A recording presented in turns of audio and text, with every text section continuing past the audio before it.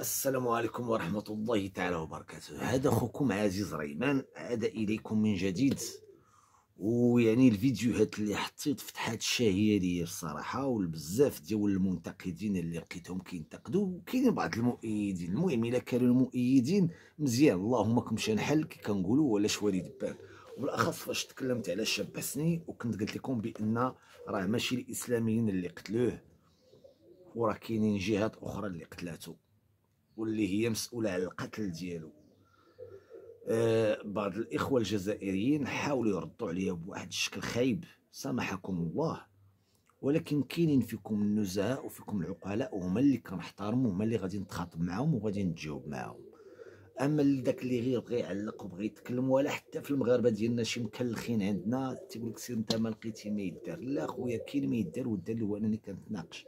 فاش كنتناقش على حسني باغ اكزومبل، فهو راه كيبقى واحد الفنان اللي جزء من الجلده ديالنا، ابن الجلده ديالنا، واللي كيشرفنا كاملين، كان جزائري ولا مغربي ولا كيف ما بغى يكون.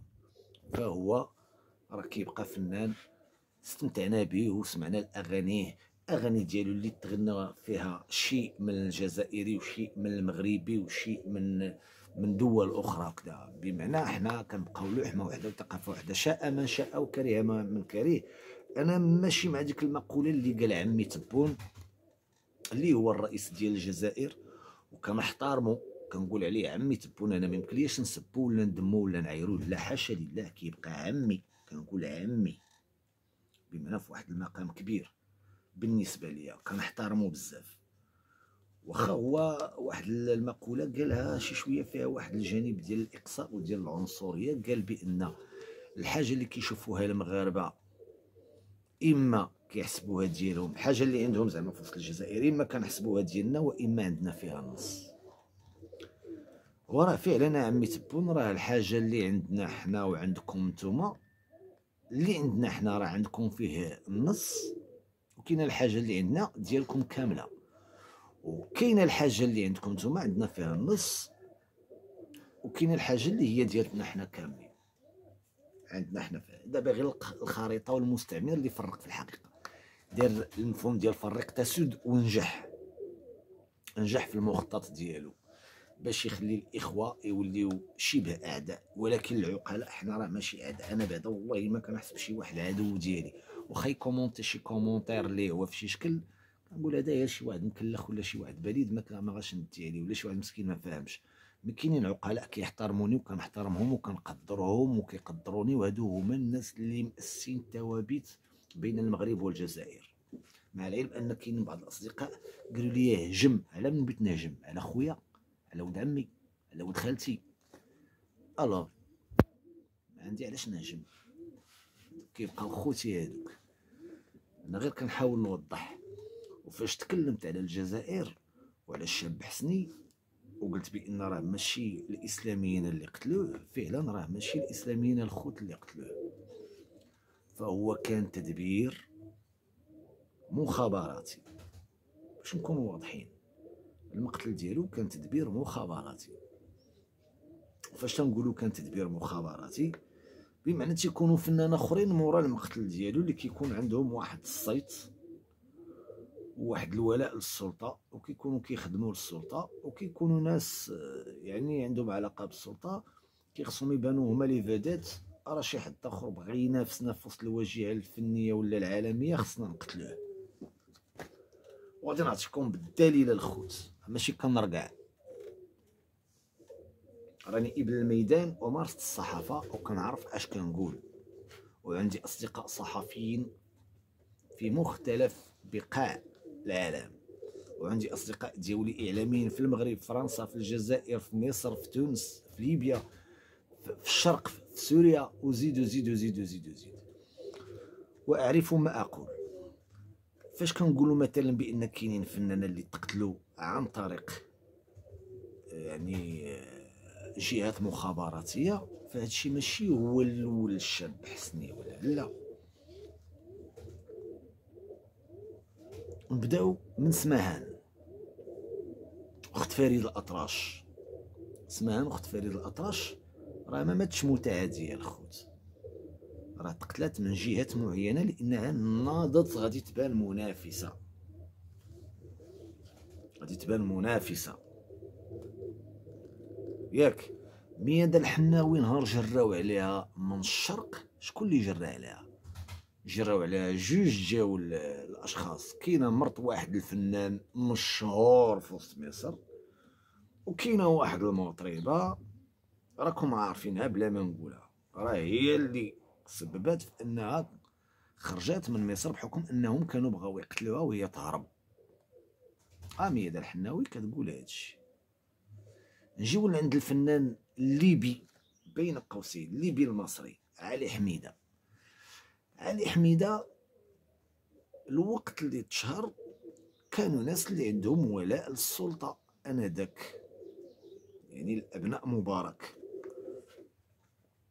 وحاولوا يفرضوا عليه شي ضرائب خيالية لدرجة انه كي كنقولوا من بعد ما ولا لاباس عليه رجع على الحضيض. من بعد ما كان تينعس في التروطوار ولا ديال القصور وداير الممتلكات ديالو، رجع عاوتاني مسكين كينعس في وسط التروطوار وفي وسط السياره الخاصه ديالو من خلال الضرائب. و تآمروا عليه باش يقتلوه، ولكن ما قتلوش، خلاوه غير بينو وبين المشاكل ديالو وبين الضرائب، حتى تصاب مسكين لاباتيت سي حتى مات. وهذا الشيء راه ماشي غير، كاين حتى واحد المغني فرنسي كيغني واحد الاغنيه تاع العزيزه الى عمركم سمعتوها، حتى هو فعلا مات مقتول. والفا بلوندي كانوا غادي يقتلوه، وزيد الحسين السلاوي عندنا حنا في وسط المغرب حتى هو مسكين مات مقتول. وزيد وحمد البيضاوي وكذا، ماشي حمد البيضاوي عفوا، هذا ديال العيوط اللي البيضاوي، وقيلا حميد البيضاوي ولا احمد البيضاوي شي حاجه، حتى هو مات مقتول. وزيد. وكاينه واحد المطربه انا كنعرفها بدون ذكر الاسم ديالها لان صديقه ديالنا ما غاديش تبغي ندي ليها بالاسم ديالها في هذا المعطى هذا.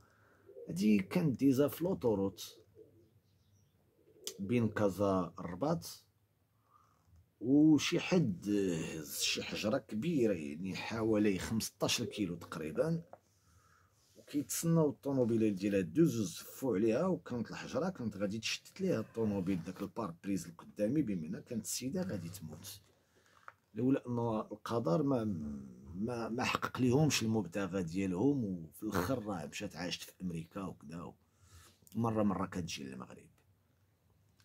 كاينين الخوت بعض الاشياء اللي خصكم، ماشي اي حاجه غادي نسبيوها في الاسلاميين. فعلا الاسلاميين ما كيامنوش بالموسيقى وكيعتبرونا حنا زناديق، بزاف المذاهب كيبانوا لهم بان الفنانه غير بعث الغوغائيين، وكاين بحال بعض المذاهب اللي ما كتقبلش الشهاده ديال الممثل، وبان الشهاده ديال الفنان كيبان لهم غير زنزيق، المغني كيبان لهم واحد الانسان سافل ومنحط حسب الافكار ديالهم. والمذهب ديال الامام مالك راه كيقول هاد المعطيات اللي هو المذهب ديالنا حنا في وسط المغرب. الا قريتي الأربعين النووية ديال الإمام مالك ودخلتي الباب ديال الموسيقى وهاد الحوايج والفن، غادي يبانوا بأن الفنانة بالنسبة للإمام مالك غير مجرد سفالة وزنادق. متفقين؟ غير اخوتي هنايا كيخص نعرفوا بان راه كاينين حساد وكاينين ناس مثلا تسونامي، واخا انا ما كنصبهاش شي فنانه، ولكن على قد الحال وكانت زوينه والسيده كانت مقبوله وعطيها الله واحد القبول، وكلوها السم ولا ما وكلوها الدجاج ولا ما عرفتش وكلوها كاع. كاينين اعداء النجاح هكذاك بالنسبه للشاب حسني الله يرحمه، ماشي الاسلاميين اللي قتلوه، هذاك الشيء غير في الروايات اللي قالوها بعض الاشخاص وكذا وكذا، والفنا عليه واحد الكتاب، وراه قال لنا واحد السيد فرنسا بان الاسلاميين كذا. لان كاينه تما كاينه شد ليا نقطع عليك، والسيد كان تيخرج البوم كل نهار ولا ما عرفتش هذاك الشيء، سي نورمال غادي يكونوا عند الناس محسدين. وانا عرفت شكون اللي قتلو، ولكن ما بغيتش نقولها، والله ما بغيت نقولها، وعارف شكون اللي قتلو، عارف شكون اللي تامر عليه، لان كتوصلني الهضره. كيف ما الشاب ياسين العباسي كتعرفوا الشاب ياسين العباسي الاغلبيه فيكم ما غاديش يكونوا كيعرفوه، ميم با دوك اللي كيقولوا دي زالجيريان تيفهموا في الراي والموسيقى وكذا، والله الاغلبيه فيكم ما عارفينه بالله، الا الناس ديال سيدي بلعباس. الشاب حسني تاثر بالشاب ياسين العباسي، ولا فوا اللي كان تيقلدها الشاب حسني كانت ديال الشاب ياسين العباسي، ولي مورسو اللي كان تيهز الشاب حسني في البدايات نتاعو كانوا ديال الشاب ياسين العباسي، والشاب ياسين العباسي حتى هو مات مقتول. يلا واني كنعطيك كاع، انا فرشت ليك الا بغيتي تفهم. اما الا كنتي بريد عاوتاني غادي تدخل عندي وغادي تبدا كتكومونتي، وسير انت هذا هذا وسير تكمش، اش عرفك اش جابك لهذا. كتبغي كتخربقوا. انا كنتكلم مع ذوي العقول النيره، اما بوزبال سواء من المغرب ولا من الجزائر ما عندي ما ندير به. وكنقول لك بان الحسني كان كيقلد الشاب ياسين العباسي، والشاب ياسين العباسي هو الاب الروحي ديال الشاب حسني. حتى هو مسكين راه مات مقتول، كيف اليونس معطوب.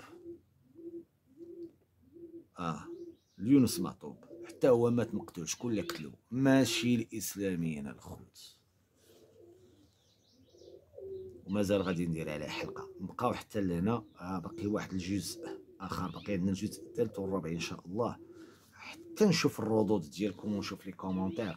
وديك الساعه تاني معكم. السلام عليكم. هذا خوكم عزيز ريمان، ما كنشتم حد، ما كنسب حد، راني محترم الجميع، لان الاحترام من الاولويات ديالي انايا كانسان وكفنان.